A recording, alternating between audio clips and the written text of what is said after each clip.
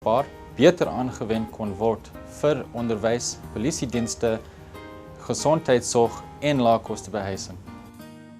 'n Goeie verhouding met jou hond kan een van die lekkerste ondervindings in jou lewe wees. Kyk byvoorbeeld na Cindy.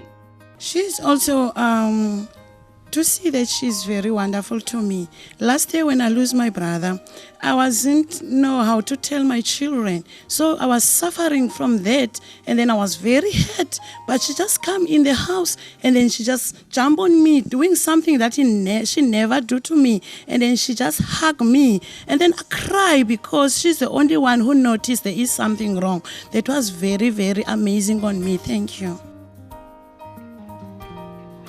Ons gee die laaste woord aan Dr. Bindeke, wat elke dag sy bes doen om die lyding van mens se beste vriend te verlig. Ja, en dis 'n baie belangrike boodskap.